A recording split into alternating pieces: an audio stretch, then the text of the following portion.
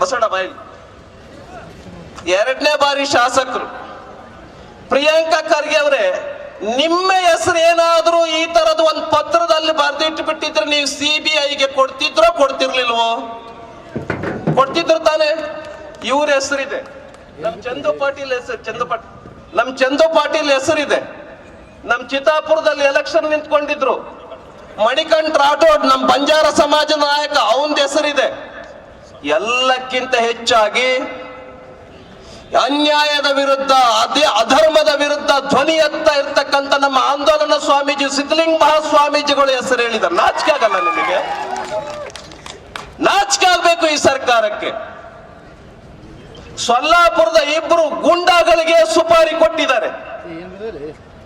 ನಾವು ಹೇಳ್ತೇವೆ,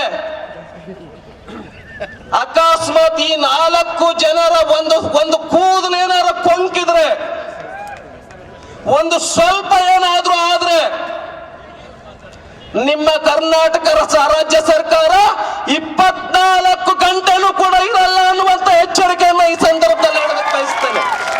24 ಗಂಟೆ ಅಧಿಕಾರದಲ್ಲಿರೋದಿಲ್ಲ. ಕರ್ನಾಟಕ ರಾಜ್ಯದ ಜನ ಶಿಸ್ತಿಗೆ ಮತ್ತೊಂದು ಹೆಸರು, ನ್ಯಾಯಕ್ಕೆ ಮತ್ತೊಂದು ಹೆಸರು, ಧರ್ಮಕ್ಕೆ ಮತ್ತೊಂದು ಹೆಸರು. ಬಸವಣ್ಣನವರ ನಾಡಿದು. ಸುಮ್ಮನೆ ಇದ್ದಾರೆ. ಆದ್ರೆ ನಾವು ಮಾಡಿದ್ದೆಲ್ಲವೂ ಕೂಡ ನಡೆಯುತ್ತೆ.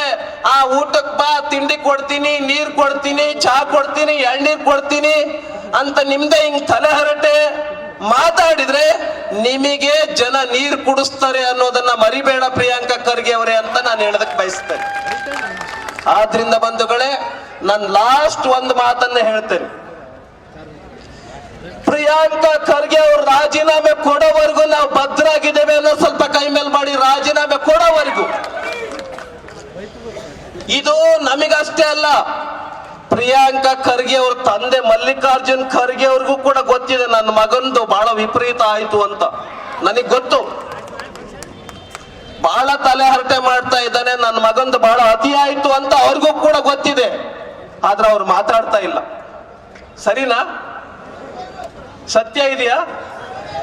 ಅದಕ್ಕೆ ನಾನಂತೂ ಹೇಳಿದ್ರೆ ಮಾತು ಕೇಳಲ್ಲ, ಜನನೇ ಹೇಳಲಿ ಬಿಡು ಅಂತ ಬಿಟ್ಟಿರ್ಬೇಕು.